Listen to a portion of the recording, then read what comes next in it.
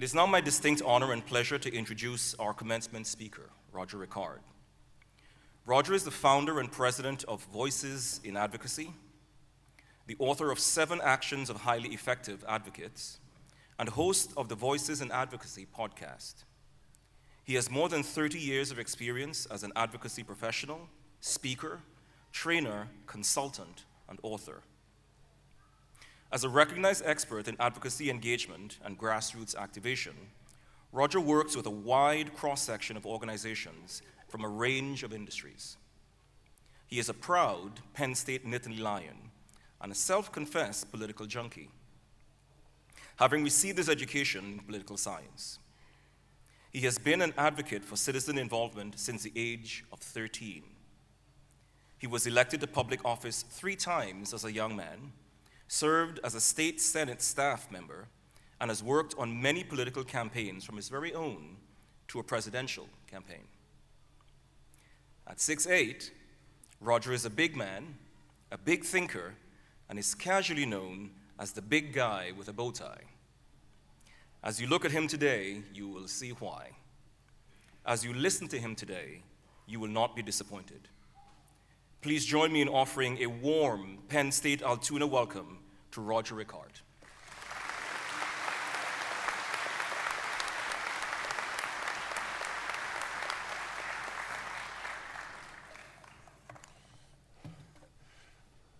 The podium is a wee bit small for someone of my height. It is an absolute honor to be here today to address Penn State Altoona's distinguished faculty and staff, proud parents and family, guests, Chancellor Darboux,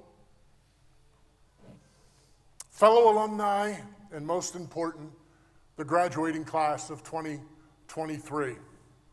Today marks a milestone achievement, so please join me in our warmest congratulations to these outstanding graduates.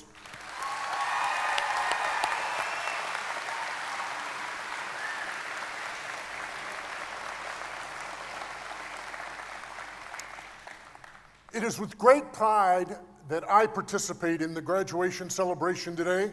I walked these grounds with anticipation many years ago. Well, many years ago. Years full of wonder, excitement, growth, and yes, a little learning. I shouldn't have said a little. When Chancellor Darboux asked me to speak here today, I was excited. Yet, could I step up and offer a meaningful and timely message?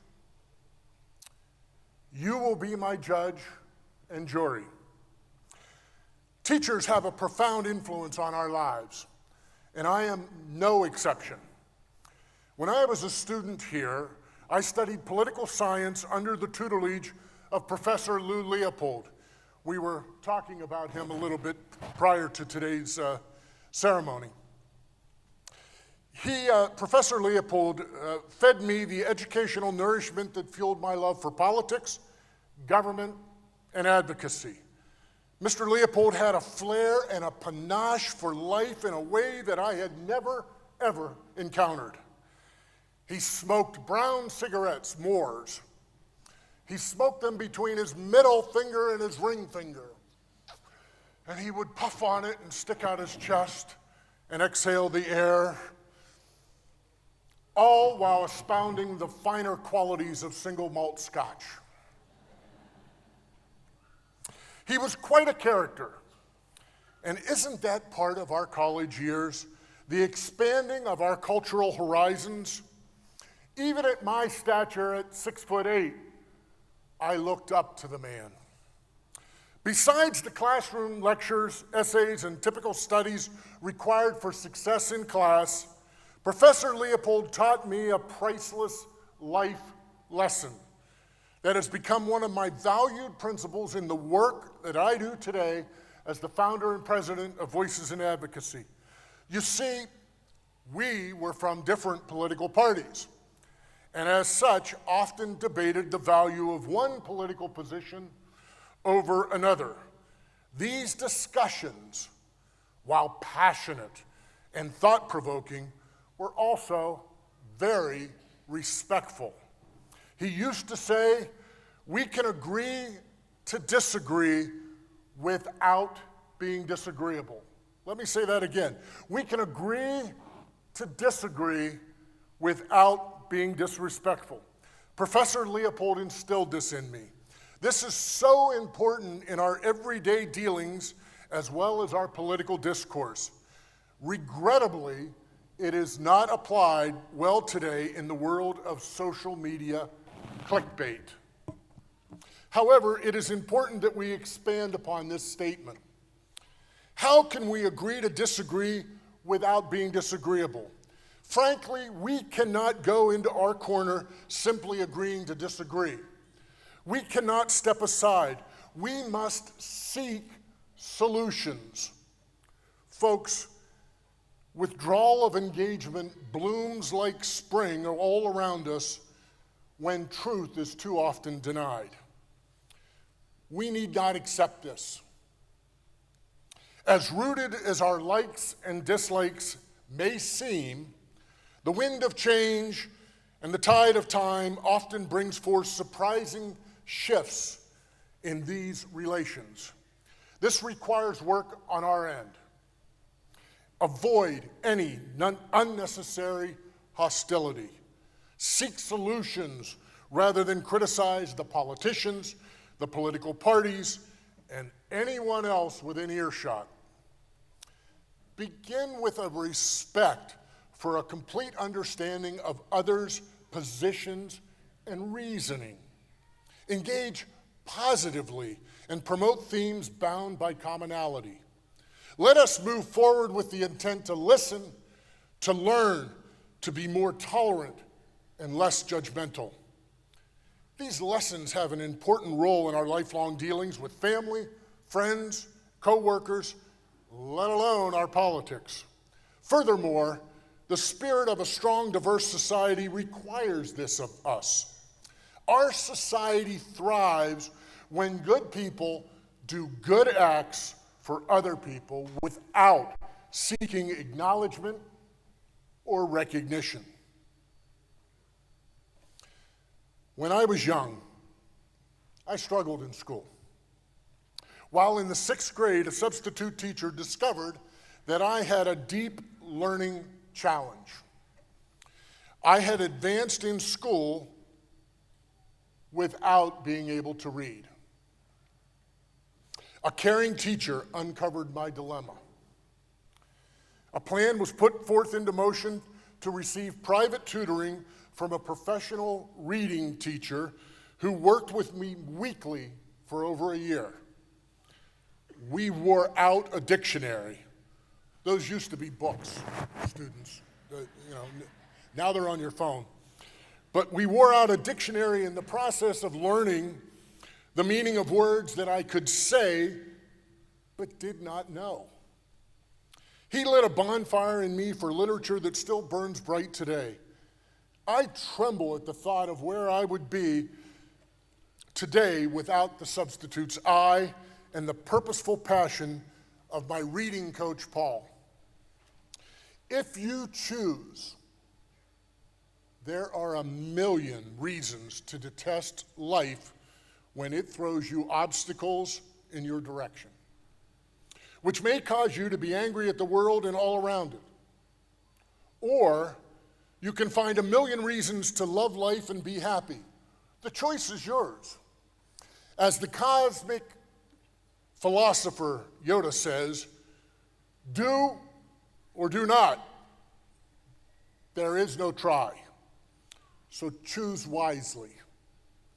I would like to suggest some questions that you can ask yourself, graduates, throughout life to help you choose wisely. What do I need to do? Not just plan to do, but need to do to keep getting better. What skills or additional education do I need to accomplish my goals?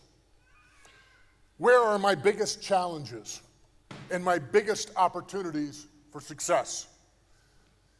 And here is the most important question of all. What do I need to do to be a better person? You cannot be a better entrepreneur, employee, or family member without yourself trying to be a better person.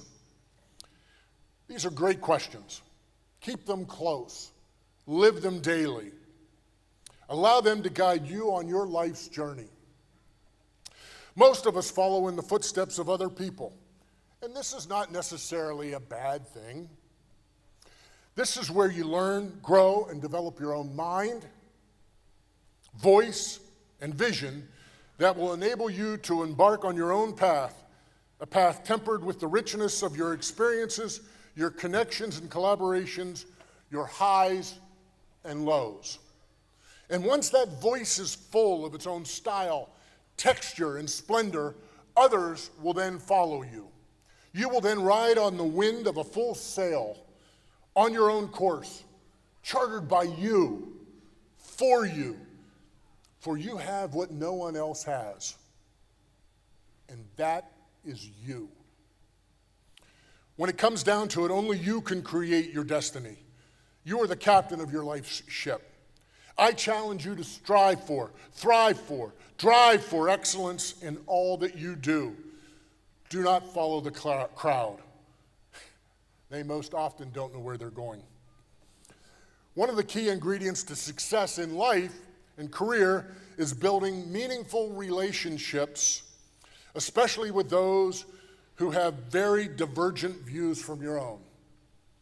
Much like Prof. Leopold, whom I mentioned earlier. It requires listening to hear, maturity and understanding, setting aside judgments and empathy for others. I was told at a young age that I was born on the wrong side of the tracks. Many of us have heard that saying. That others whom I looked up to as mentors would only use me and when done, throw me out like dirty bathwater. This was the worst advice I ever received. Sadly, this advice stifled me into inaction, afraid that maybe, just maybe, this advice was correct. That my lot in life was set at birth, that there was nothing I could do to change the outcome.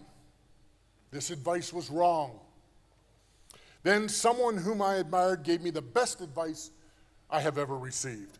It came from a friend named Leonard, who taught me that inaction has greater consequences than wrong action. Inaction has greater consequences than wrong action. And he would say, wrong action, you can correct. You can do nothing with inaction. Some people in your life may try to use you, then discard you, while others will lift you up, encourage you, show you, assist you, and lead you further down your life's path. The latter are the people of character. Over the years, I was fortunate to develop a relationship with the late Senator John McCain, whom I admired for his many qualities. He was fond of saying, no one of us, if they have character, leaves behind a wasted life. I implore you to heed his advice. For through character and the power of your voice, you can turn vice into virtue, slander into truth, indecision into action, arrogance into modesty, disgrace into honor, and ignorance into wisdom. Believe you can make a difference. The great American cultural anthropologist and recipient of the Planetary Citizen of the Year Award, Margaret Mead, said, "Never doubt that a small group of thoughtful, committed citizens can change the world. Indeed, it is the only thing that ever has." From the 56 brave signers of the Declaration of Independence who risked their lives, fortunes, and sacred honor, to the handful of valiant ladies that led women's suffrage and women's right to vote, to the courageous people that marched across the Edmund Pettus Bridge in Selma, Alabama. Change can only happen when reasonable people are willing to stand up for the principles of decency, fairness, and good character. We believe in decency. We believe in fairness. We believe in you and your good character. We are granted rights in the first 10 amendments to the Constitution, but with these rights come obligations. Our Constitution begins with 3 simple words: we the people. It doesn't begin with I the king, or me the president, or we the Congress. It begins with we the people. As citizens, we must hold ourselves to account. We are responsible for supporting the ideals of democracy. History shows that we have always found a way to recognize these values of democracy. We have fought for our rights. We have stood up for what we believe in, and we have made our voices heard. We, the people, hold the keys to our future. America needs engaged citizens, citizens not bystanders. America needs you to fulfill an obligation to make our society better than the generations before you. The most important tasks of a democracy are done by everyone. We need you, the people, to engage. Let us choose a future where everyone is treated with dignity and respect. Let us choose a future where everyone has opportunity. It is essential to use your powerful voice to advocate for the issues that matter the most to you. Whether it's climate change, social justice, sensible gun legislation, or economic inequality, your education here on this campus has given you the tools to make a difference. Don't be afraid to use your voice to speak up and share ideas to create a more perfect union and promote justice for all. We must persevere in our search for answers in today's most pressing issues, in the hope that constructive changes may bring within reach the solutions which we now seem impossible. You are the generation that has the power to create change and shape the future of our world. And we need you. The future is yours to create. Make it a future that we all can be proud of. Know that success doesn't come alone, but rather with a community, a village, a group of like-minded people that proudly stands up and confesses that we are Penn. In my travels, I often meet new fellow Penn Staters, and immediately barriers between us are broken down by 2 simple yet powerful words: we are Penn State. And the 2-word reply of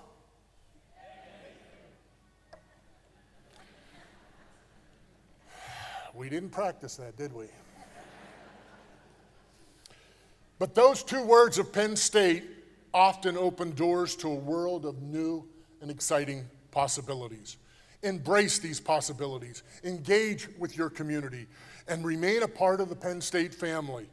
Trust me when I say, with experience, that your pride in this institution of higher learning will grow dramatically with each passing year.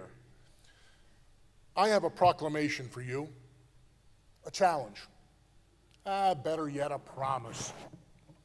At the end of World War II, Winston Churchill exclaimed, "This is not the end. This is not even the beginning of the end. This is the end of the beginning." And yes, this is the end of the beginning of a lifelong journey full of education. How exciting for you.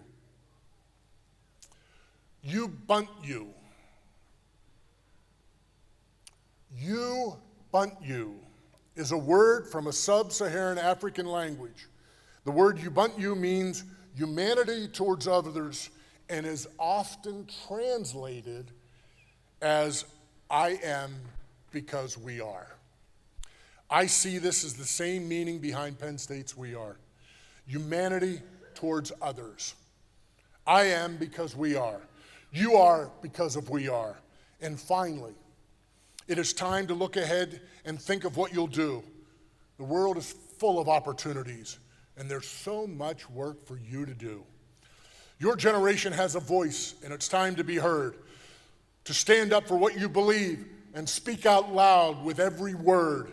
So take your diploma with pride and go into the world, make a difference every day, and let your voice be heard. For if you step up to this challenge, you will have a great and lasting impact on our society. Wherever your journey takes you, remember you bunt you. I am because we are. Congratulations on your graduation.